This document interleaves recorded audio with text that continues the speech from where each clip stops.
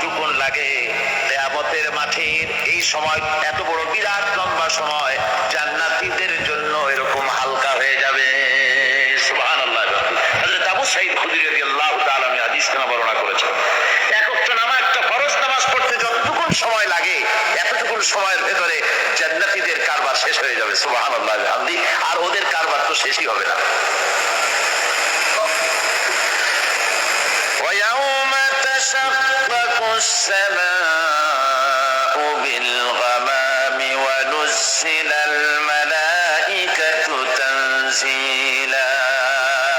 ওরা ফেরেশতা দেখতে চায়, সেদিন আসমান সমূহ বিদীর্ণ হয়ে মেঘ পুঞ্জ বেরিয়ে আসবে, আত্মপ্রকাশ করবে।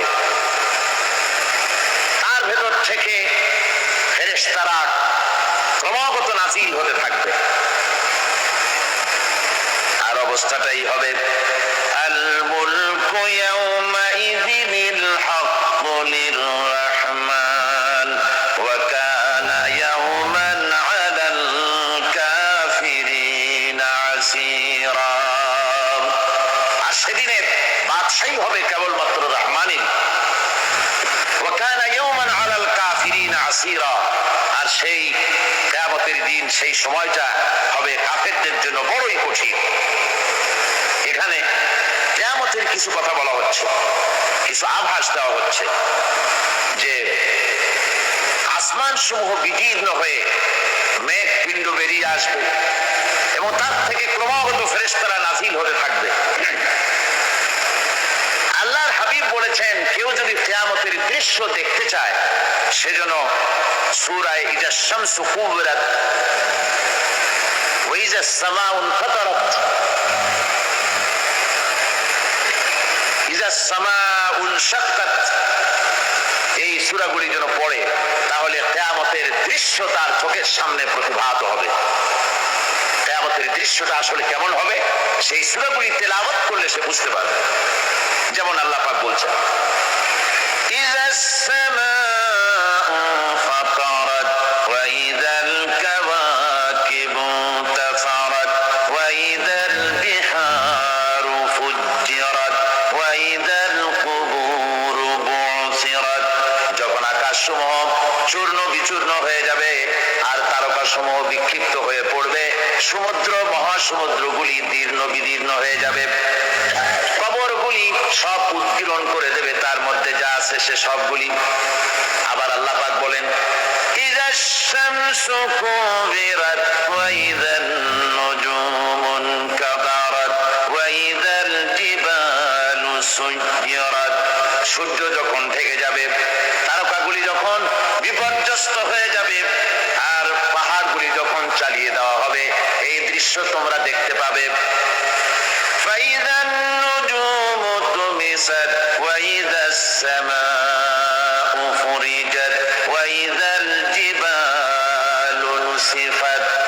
সেদিন অবস্থা এমন হবে, সমস্ত তারকাগুলি স্তিমিত হয়ে যাবে আর আকাশসমূহ দীর্ণ বিদীর্ণ হয়ে যাবে। আর দেখতে পাবে পাহাড়গুলি, সমস্ত পাহাড়গুলিকে উড়িয়ে দেওয়া হবে। আবার অবস্থা আরো কি হবে, فإذا برق البصر وخسف القمر وجمع الشمس والقمر। যখন চক্ষু বিস্ফারিত হয়ে যাবে মানুষের, চাঁদ আর সূর্য নিষ্প্রভ হয়ে যাবে, সব একাকার হয়ে যাবে, চন্দ্র এবং সূর্য তার অস্তিত্বকে হারিয়ে ফেলবে। শুধু তাই নয়, ওয়াহুমিলাতিল আরদু ওয়াল জিবালু ফাদুক্কাতা দাক্কাতাও ওয়াহিদা। জমিন ও পাহাড়গুলির মধ্যে সংঘর্ষ লাগিয়ে দেওয়া হবে আর তা এক ধাক্কায় জমিন এবং সমস্ত পাহাড়গুলি চূর্ণ বিচূর্ণ হয়ে যাবে। সুবহানাল্লাহ ওয়া বিহামদিহি। আল্লাহ রাব্বুল আলামিন বলছেন, এইভাবে করে কিয়ামতের দৃশ্য, বিভীষিকাময় দৃশ্য তোমরা দেখতে পাবে। আর সেদিনের রাজত্বটা কার হবে? আল মুলকু ইয়াউমাইযিনিল হাক্কু লিররহমান। সেদিনের রাজত্ব হবে কেবলমাত্র রহমানের, অর্থাৎ যে যেসব কৃত্রিম বাদশাহী দেখে তোমাদের চোখে ধাঁধা লেগে গিয়েছে, তোমাদেরকে দুনিয়ার বাদশাহী দেখে তোমরা ধোঁকায় পড়ে গিয়েছো, এসব বাদশাহী কিছুই টিকবে না সেদিন। সেদিন শুধু বাদশাহী থাকবে একমাত্র আল্লাহ পাকের। কার থাকবে বাদশাহী? যারা বলেন কার? আল্লাহ রাব্বুল আলামিন যখন কিছুই থাকবে না ঘোষণা করবেন লিমানিল মুলকুল ইয়াউম লিল্লাহিল ওয়াহিদুল কাহ্হার। আজকে কার রাজত্ব? চারিদিক থেকে আওয়াজ আসতে থাকবে পরাক্রমশালী আল্লাহ রাব্বুল আলামিনের রাজত্ব আর কারো নয়। হাদিস শরীফে এসেছে, বুখারী মুসলিম শরীফের হাদিসে এসেছে, আল্লাহর নবী বলেন আল্লাহ রাব্বুল আলামিন তখন তার এক হাতে আকাশ মণ্ডলীকে ধারণ করবেন আর এক হাতে জমিনকে ধারণ করবেন। আকাশ মণ্ডলী এক হাতে, জমিন এক হাতে। এভাবে আল্লাহ রাব্বুল আলামিন বলবেন আইনাল জাব্বারুন আইনাল মুতাকাব্বিরুন। কোথায় সেই স্বৈরাচারীরা? কোথায় সেই দুর্বীরিত অহংকারী স্বৈরাচার যারা আমার জমিনের উপরে আমার মানুষের উপরে রাজত্ব চালিয়েছে? তারা আজকে কোথায়? কোথায় সেই অহংকারীরা? আল্লাহ পাক সেদিন যে বলবেন, সেদিন তো বলবেন, কিন্তু দুনিয়ার মাঝেও স্বৈরাচার যারা, অহংকারী যারা, তাদের শাস্তি পৃথিবীর বুকেও দেন, আর সেদিন তো দিবেনই। কত স্বৈরাচার আমরা দেখলাম, কত অহংকারী দেখলাম, যাদের তর্জনী হেরণে লক্ষ কোটি কোটি মানুষ উঠতো আর বসতো। তাদের জিল্লাতির সঙ্গে আল্লাহ রাব্বুল আলামিন কতজনকে বিদায় করে দিলেন। ফুলের মালা নিয়ে কুলাতে পারে নাই, পা থেকে শুরু করে গলা পর্যন্ত ফুলের মালা দিয়া ডুবাই দিল ভক্তরা। আবার আল্লাহ রাব্বুল আলামিন এমন শাস্তি দিলেন, ফুলের মালার পরিবর্তে জুতার মালা নিয়ে জেলের মধ্যে ঢুকাইয়া দিলেন। ঠিক কিনা গণ? অহংকারী আর স্বৈরাচার যারা হয় আল্লাহ পাক এভাবে তাদের দৃষ্টান্ত দেখিয়ে দেন। আমরা কত দেখলাম, 9 বছরের রাজা 10 বছরের সাজা। পৃথিবীর মুখে যারা অহংকার করে, যারা স্বৈরাচার হয়, আল্লাহর আইনকে যারা বৃদ্ধঙ্গুষ্টি প্রদর্শন করে, আল্লাহ পাক তাদের জমিনেও দেখান। এখানে চূড়ান্ত ফয়সালা আল্লাহ করেন না, আসল ফয়সালার জায়গা তো আছেই, তবে এখানে নমুনা দেখায় দেন। কিন্তু মুশকিল হচ্ছে ইতিহাসের সবচাইতে বড় শিক্ষা হলো ইতিহাস থেকে মানুষেরা শিক্ষা গ্রহণ করে না। একজনে যে কাম করে বিপদে পড়ে, আর একজন এসে আবার সেই পথেই অগ্রসর হয়, নিশ্চিত মৃত্যুর পথে। আমার বন্ধুগণ, আল্লাহ পাক বলছেন সেই দিন আমার রাজত্ব হবে, আর কারো রাজত্ব হবে না। ওয়া কানা ইয়াওমান আলাল কাফিরিনা আসীরা। আর ওই দিনটা, ওই কিয়ামতের দিন হবে কাফেরদের জন্য সবচাইতে কঠিন। সবচাইতে কঠিন হবে কাদের জন্য? কাফেরদের জন্য। কাফের কারা? কাফের হচ্ছে তারা যারা নাকি আল্লাহর আইনকে অস্বীকার করেছে, আল্লাহকে অস্বীকার করেছে, আল্লাহর আইনকে অস্বীকার করেছে। ওরা কি? কাফের। কুফর শব্দের অর্থ হচ্ছে গোপন করা। এই জন্য অন্ধকার রাতকে আরবিতে কাফের বলা হয়েছে, অর্থাৎ যা সব জিনিসকে অন্ধকার দিয়ে ঢেকে দেয়। তো কুফর হচ্ছে সেই জিনিস যা মহাসত্যকে ঢেকে দেয়, সত্যকে, মহাসত্যকে ঢেকে দেয় যে জিনিস, সেটাকে কুফর বলা হয়। আর এই কাফের অন্ধকারে ঘুরে মরে, সে কোন আলোর খোঁজ পায় না। আল্লাহ রাব্বুল আলামিন বলেন, কাফেরদের কথা এখন শোনাচ্ছেন আল্লাহ পাক, ওয়াল্লাযীনা কাফারু আউলিয়াউহুমুত তাগুতু ইউখরিজুনাহুম মিনান নূরি ইলাজ যুলুমাত। যারা কাফের, যারা কুফরি অবলম্বন করেছে, তাদের সাহায্যকারী আর পৃষ্ঠপোষক হচ্ছে তাগুত। তাগুত বলা হয় সেই শক্তিকে যে শক্তি শুধু নিজেই আল্লাহর আইন অমান্য করে বসে থাকে না, বরং অন্যদেরকে আল্লাহর আইন অমান্য করতে বাধ্য করে। ওদেরকে আরবিতে কি বলা হয়? তাগুত বলা হয়। আর এই তাগুতি শক্তি, এই তাগুত হয় তার সাহায্যকারী, যা তাকে আলো থেকে টেনে অন্ধকারের ভেতরে নিয়ে যায়। আর কাফের হচ্ছে আল্লাহ পাকের ভাষায় অর্থাৎ কোরআনের ভাষায় কাফের হচ্ছে সবচাইতে নিকৃষ্ট প্রাণী, সবচাইতে নিকৃষ্ট জীব, মহাসত্যকে যারা অস্বীকার করেছে, যারা আল্লাহকে মানে না, যারা আল্লাহর কোরআনকে মানে না, যারা ইসলামকে স্বীকার করে না, তারা সবচাইতে নিকৃষ্ট প্রাণী। আল্লাহ রাব্বুল আলামিন বলেন, ইন্না শাররাদ দাওয়াবি ইনদাল্লাহিল্লাযীনা কাফারু ফাহুম লা ইউমিনুন।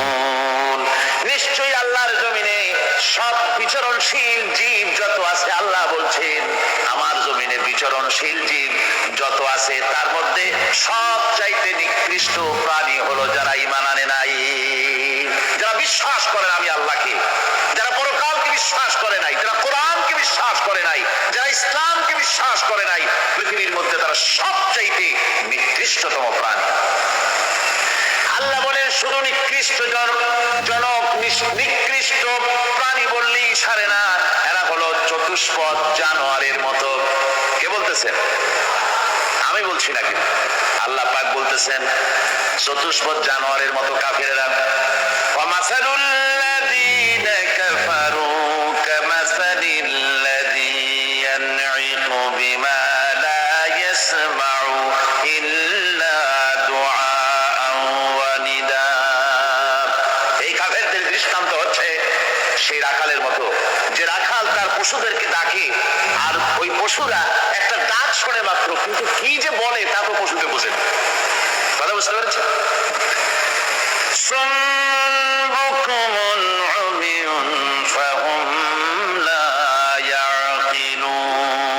এরা বোবা, এরা বধির, এরা অন্ধ, এ কারণেই কোনো কথা বোঝে না। এরা চতুষ্পদ জানোয়ারের চাইতেও নিকৃষ্ট, যাদেরকে আমি আল্লাহ বলেন, যাদেরকে আমি চোখ দিলাম, চোখ থাকতে হক দেখলো না, সব দেখলো, হক দেখে নাই চোখ দিয়া, এই চোখ দিয়া সব দেখলো, নারীর সৌন্দর্য উপভোগ করলো, আর নারীর অঙ্গ প্রত্যঙ্গ নিয়ে নানা ধরনের গল্প লিখলো, কবিতা লিখলো, কিন্তু এই সৌন্দর্য যিনি দিলেন তারেও চিনল না। আছে না কত কবি আমাদের দেশে? আমার দেশের সেই কবি জাতীয় পুরস্কার পায় যে কবি নারীর বিশেষ বিশেষ অঙ্গ নিয়ে বেশি করে নির্লজ্জ কবিতা লিখতে পারে, ওই হলো সবচেয়ে বড় কবি। আমার বন্ধুগণ,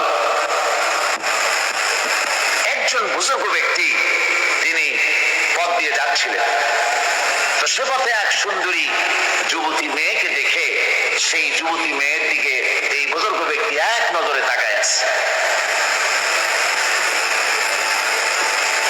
তখন এই ঘটনাটাকে কবি এভাবে লিখতেছেন সাজায়, একদা সুখদায়ক প্রমোদা বদন দর্শন করিব ঝরিল নয়ন, হেসে কহে সে রূপসী সবিস্ময় মন, কহ দেখি মহাশয় কহ কি কারণ, বিষয় বিরাগী তুমি ভুবনে প্রচার, কি হেতু জন্মিল তব মানস বিকার, সামান্য ললনা রূপ করি দর্শন, উচিত না হয় তব অশ্রু বরিশন।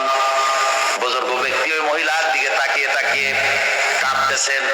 সুন্দরী মহিলা বলেন, আল্লাহর বুজুর্গ বান্দা, আপনি এলাকার ভিতরে বুজুর্গ এবং পীর হিসাবে, বুজুর্গ ব্যক্তি হিসাবে আপনি বিখ্যাত, আজকে আমাকে এখানে দেখে আপনি আমার দিকে তাকায় আমার রূপ উপভোগ করতেছেন আর কাঁদতেছেন। আপনার মতো সংসার বিরাগী মানুষ আমার মতো একটা সুন্দরী মেয়েকে দেখে ভাবে কাঁদা ঠিক না। বুজুর্গ ব্যক্তি বলছেন, হেসে কহিলাম বালে করহ শ্রবণ, নেত্র ঝরে তবু হেতু ভেব না এমন, যে শিল্পী রচিল ওই সুধাংশু বদন, তাহার তরে ঝরে নেত্র নয়নে জীবন। আল্লাহর বান্দি, আমি তোমাকে দেখি কান্দি না, আমার চোখে পানি বেরিয়ে গেছে, তোমারে দেখে আমি মনে মনে ভাবলাম এত সুন্দর করে যিনি মানুষ বানিয়েছেন, না জানি ওই আল্লাহ রব্বুল আলামিন কত বড় সুন্দর। আমার ভাইরা, সুতরাং চোখ থাকতে ওরা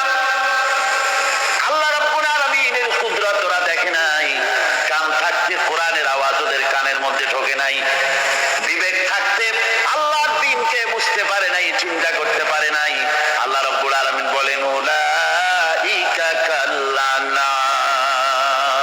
এরা হলো চতুষ্পদ জানোয়ার। বাল হুম আদাল। শুধু জানোয়ার না, জানোয়ারের চাইতেও নিকৃষ্ট। এমনই জানোয়ার, আল্লাহ বলেন শুধু জানোয়ার না, জানোয়ারের মতো শুধু খায় জনমের মতো।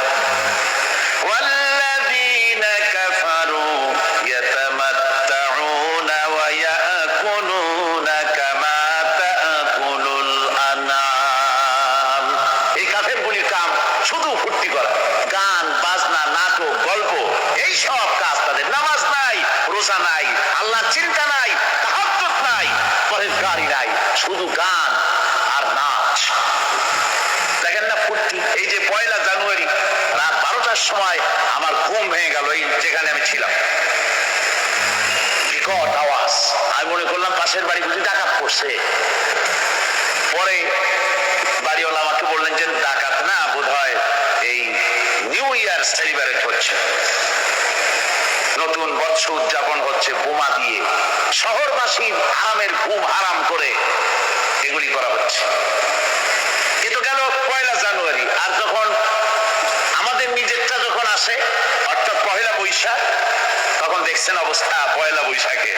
এবছর আমাদের দেশে 1 বৈশাখে ঢাকায় যে দৃশ্য আমি টিভির মধ্যে দেখলাম, তাতে আমার মনে হয়নি যে 12 কোটি মুসলমানের দেশে রাজধানীতে এই দৃশ্য হচ্ছে। আমার মনে হচ্ছিল এটা বুঝি কলকাতা অথবা অন্য কোনো শহর হবে। আমি দেখলাম সমস্ত যুবক যুবতী, নারী পুরুষ, বিভিন্ন বয়সের লোক সব একসঙ্গে রাস্তায় নেমেছে, নাচতেছে। তার মধ্যে বুদ্ধিজীবী আছে, শিক্ষিত লোক আছে, সমানে নাচতেছে। আর তাদের মুখোশ পরা, বানরের মুখোশ, কুকুরের মুখোশ, শূকরের মুখোশ, ঘোড়ার মুখোশ, পাপি শিয়ালের মুখোশ, এই মুখোশ পরে এভাবে নাচতেছে। আমি চিন্তা করলাম নববর্ষের সাথে কুত্তার মুখোশের সম্পর্ক কি? নববর্ষের সাথে পাপি শ্রীগালের মুখোশের সম্পর্ক কি? তাহলে ওরা কি বলতে চায় যে আগামী বছরটা আমরা কুত্তার ভূমিকায় অ্যাক্টিং করব, অথবা শ্রীগালের মতো ঝুট্টামি করবো জাতির সাথে? তারপরে কি করলো? সকাল বেলায় যুবক যুবতী 1 বৈশাখ সূর্য উদয়ের আগে রমনা লেকের পাড়ে গিয়ে সব দাঁড়িয়েছে বাসন্তী রঙের শাড়ি পরে। তারপরে সেখানে দাঁড়িয়ে সূর্য উদয়ের পানে তাকিয়ে সকাল বেলায় ভাবে করজোর করে বলছে, এসো হে নববৈশাখ স্বাগতম হে। নববৈশাখ অলক্ষে বোধহয় এটা শুনে বলতেছে, বাবাজিরা আমারে ডাকতেছো, অপেক্ষা করো আমি আসতেছি। আমারে ডাকতেছো, আমি আসতেছি, কোমরে গামছা বেঁধে আসতেছি, 225 মাইল স্পিডে আসতেছি, 30 ফুট উঁচু জলোচ্ছ্বাস নিয়ে আসতেছি, নববৈশাখের মজা স্বাদ চাখাইতে। আমার ভাইরা, মুসলমান নববর্ষ উদযাপনের সাথে মুসলমানের কিসের সম্পর্ক? মুসলমান যদি এই দিন উদযাপনই করে, তাহলে তাকে করতে হবে ফজরের নামাজ পড়বে। মুসলমান নববর্ষ উদযাপন করবে, ফজরের নামাজ পড়বে, তারপরে কোরআন শরীফ তেলাওয়াত করবে, দরুদ শরীফ পড়বে, আল্লাহর দরবারে হাত তুলে বলবে, রব্বুল আলামিন 1 বছর পার করে দিলাম, নাফরমানি ছাড়া কিছুই তো করি নাই, বিগত বছরে যা করেছি মাফ করে দাও, আগামী বছরটা গোটা জাতি আর দেশের জন্য কল্যাণকর মঙ্গলময় করে দাও। এটাই তো বলা উচিত ছিল নাকি? বলে তা না করে, তা না বলে, বৈশাখের পরিচালককে না দেখে সরাসরি বৈশাখকে আহ্বান করা হয়েছে। আর বৈশাখ আহ্বান করার মজা জনমের মতো দেখাই দিয়েছে। আল্লাহ রাব্বুল আলামিন তাই বলেন, কাফেররা তাদের কাজ হলো শুধু খাওয়া, তারা এমন খাওয়া খায় জনমের মতো খায়। ইয়াকুলুনা কামা তাকুলুল আনাম, জানোয়ারে যেমন খায় ওই রকম খায়। তার মানে খায়, একটু বিসমিল্লাহ কয় না, খায় যখন ছেড়ে দেয় তখন আলহামদুলিল্লাহ বলে না, বাহাইতে খায়, আবার বাহাইতে খায়। ডাব একটা কাটলো, বিসমিল্লাহ নাই, খাইলো, 2-4 ঢোক খাইয়া পুরা ডাবটা ফেলাই দিল। ডাবটা কি তোমার বাদাম তৈরি করছিল নাকি? একটু বিসমিল্লাহ বললা না, একটু শুকরিয়া আদায় করলাম। আমি গত এই ডিসেম্বর গেল, ডিসেম্বরের 16 তারিখ আমেরিকা থেকে এসেছি। ওখানে দেখলাম তারা প্রতি নভেম্বর মাসের শেষ বৃহস্পতিবার থ্যাঙ্কস গিভিং ডে অবজার্ভ করে। তা আমি জিজ্ঞেস করলাম থ্যাঙ্কস গিভিং ডে জিনিসটা কি? ওরা বললো এটা হচ্ছে এই যে গড আমাদেরকে সারা বছর ভালো খাওয়াইছে, আমাদেরকে ভালোভাবে পড়াইছে, সুন্দর রেখেছেন, এই জন্য আমরা গডকে থ্যাঙ্কস দিই নভেম্বরের এই শেষ দিনটিতে। সারা বছরে ভালো খাইছি, ভালো থাকছি, এই জন্য গভর্নমেন্টকে মানে গডকে থ্যাঙ্কস দিলাম। আমি আমার আলোচনায় সেখানে বললাম যে দেখেন রাশিয়ার সাথে আমেরিকার পার্থক্য তো এখানে, ওরা গডকে অস্বীকারই করেছে, গডই মানে না। আর এরা গডের নামাজ রোজা বা ইবাদত কিছু করুক আর না করুক, গডের অন্তত একটা ধন্যবাদ দেয়। ওরা ওদের ডলারে লিখেছে ইন গড উই ট্রাস্ট, প্রত্যেকটা ডলারে লেখা আমরা গডে বিশ্বাস করি। তো শুকর আদায় করলে তো আল্লাহ বাড়িয়ে দিবে। আল্লাহ রাব্বুল আলামিনের সুন্নাত হলো শুকর যদি কেউ আদায় করে আল্লাহ বাড়িয়ে দেন। লা ইন শাকারতুম লাযীদান্নাকুম ওয়া লা ইন কাফারতুম ইন্না আযাবী লাশাদীদ। আমার নিয়ামতের শুকর যদি আদায় করো আমি বাড়ায় দেব, আর যদি নিয়ামতের শুকর আদায় না করো তাহলে মস্ত বড় শাস্তি তোমাদের জন্য রেখেছি। তো আমেরিকা শুকর আদায় করে নিজেরা খাইয়া, কিন্তু ওদের জমিন হলো বিশাল জমি। আমি কয়েকবার গিয়েছি এবং বহু স্টেট সফর করেছি। ওদের জমিন এত ফার্টাইল, জমিনে যদি রীতিমতো তারা ফসল ফলাতো, এই ফসল সারা দুনিয়ার দরিদ্র ভূক্ষ জনতাকে খাওয়াইয়া বাঁচাইতে পারত, কিন্তু ওরা তা করে না। ওরা করে কি? ওরা মুনাফার হার, বাজার দর ঠিক রাখার জন্য নির্দিষ্ট পরিমাণ জমিনের ফসল ফলায়, কিন্তু জমিন এতই উর্বর ওদের মেজারমেন্ট করা, মাপ করা, হিসাব করা ফসল হয় না, ফসল হয় বেশি। তখন বাড়তি ফসলকে তারা প্রতি বছর লক্ষ লক্ষ টন আলু আর গমকে তারা সমুদ্রে নিক্ষেপ করে। তাদের আলু এবং গম সেই সময় তারা নিক্ষেপ করে সমুদ্রে যখন ইথিওপিয়া, সুদানে মানুষ না খেয়ে মরছে। পৃথিবীর বিভিন্ন দেশে মানুষ ক্ষুধার যন্ত্রণায় যখন চিৎকার করছে আর তাদের এই চিৎকারে আকাশ বাতাস ভারী হয়ে যাচ্ছে, তখন ওরা এই কামটি করছে। তাই আমি ওই প্রথম দিন বলেছিলাম যে রাশিয়া যেমন খান খান হয়েছে, অস্তিত্ব বিলুপ্ত হয়েছে আল্লাহর সাথে নাফরমানি করার কারণে। আপনারা বলতে পারেন কমিউনিজম কি একটা সহজ ব্যাপার? একটা বিরাট শক্তি পৃথিবীর বুকে, কত দেশ তারা ডমিনেট করতেছিল। কোন যুদ্ধ নাই, কোন রক্তপাত নাই, বিনা ধাক্কায়, বিনা বাতাসে, বিনা ঝড়ে বিশাল মহিরুহু চিৎপটান। এটা হলো কেন? কেন হলো রাশিয়ার এই দশা? আমি লালদিঘির ময়দানে বলে গেছিলাম, আমি চিন্তা করে যেটা পাইছি সেটা হচ্ছে দুনিয়ার সমস্ত মতবাদ আল্লাহকে কোনো না কোনো প্রকারে স্বীকার করে। তার কথা মানুক আর না মানুক, আছে একটা কিছু এতটুকু বলে যে আল্লাহ আছেন বা গড আছে বা একটা কিছু আছে। কমিউনিজম, সমাজতন্ত্র হলো পৃথিবীর একমাত্র নিকৃষ্ট মতবাদ, যে মতবাদ সরাসরি আল্লাহকে অস্বীকার করেছে, বলেছে আল্লাহ নাই, দেয়ার ইজ নো গড। তারা ধর্মকে আফিম বলেছে, আল্লাহ পাক তাই কোন যুদ্ধ ছাড়া, কোন মারামারি ছাড়া, কোন রক্তপাত ছাড়া এই বিশাল শক্তিকে ফুৎকারে উড়িয়ে দিলেন, তুলার মতো হয়ে। গোটা রাশিয়া তুলার মতো হয়ে, পেঁজা তুলা, সোনা তুলার মতো হয়ে সব উড়ে চলে গিয়েছে, অস্তিত্ব বিলুপ্ত হয়ে গিয়েছে।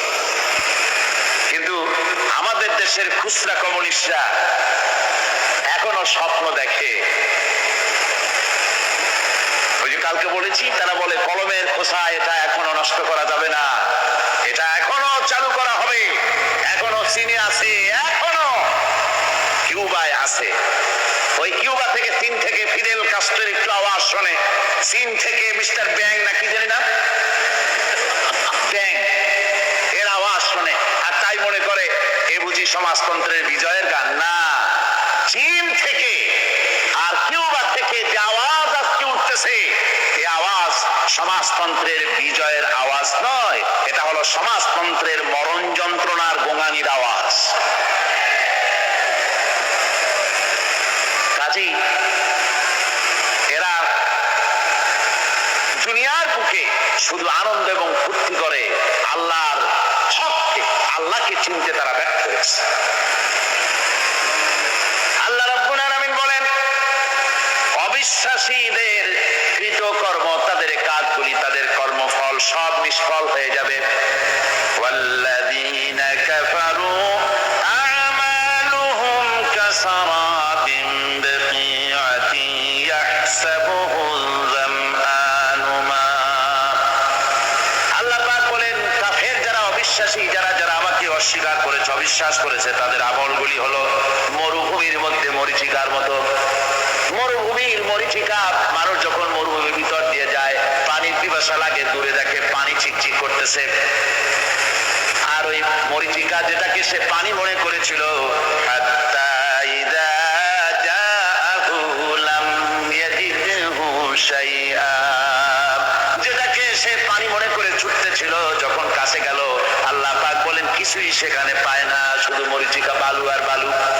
এরকম করে যারা আমার দিনকে অস্বীকার করেছে, আমাকে অস্বীকার করেছে, তারা যত ভালো কাজ করুক আর যাই করুক না কেন, তাদের কৃত কর্মগুলি এভাবে সব নিষ্ফল। এ হলো এক কথা।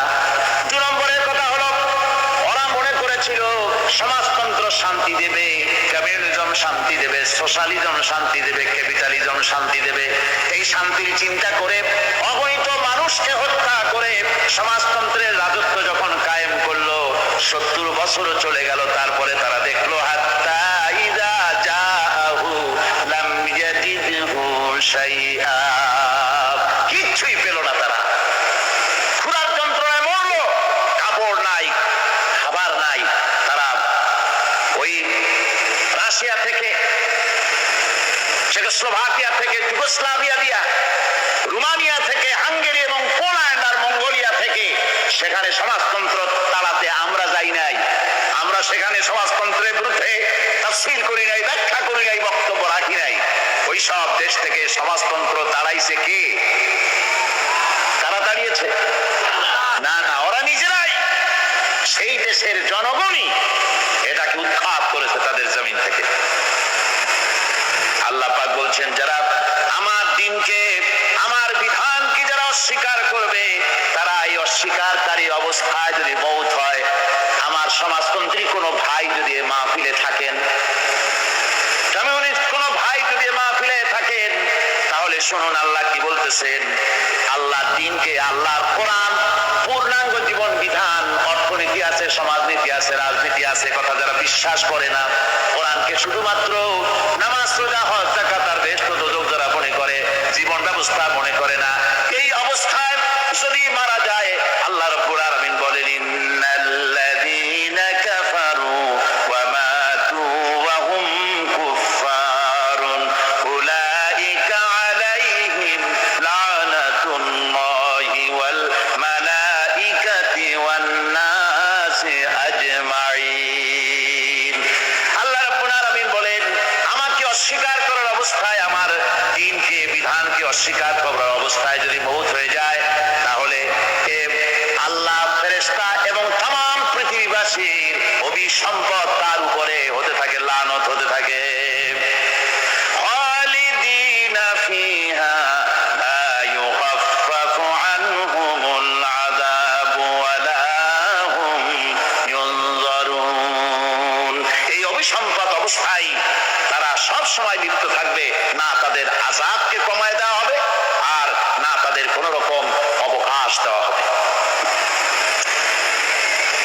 এখন আরো মজবুত কথা, রব্বুল আলামিনের হাবিব জনাব মুহাম্মদ রাসূলুল্লাহ সাল্লাল্লাহু আলাইহি ওয়াসাল্লাম বলেছেন, কিয়ামতের ময়দানে আল্লাহর কসম করে বলছি, সেদিন জাহান্নামীদের ভীষণ কষ্ট হবে, আর জান্নাতীদের জন্য অত্যন্ত আসান হবে, অবস্থাটা খুবই আরামের হবে। নবীজি বলেন, এক ফরজ নামাজ, এক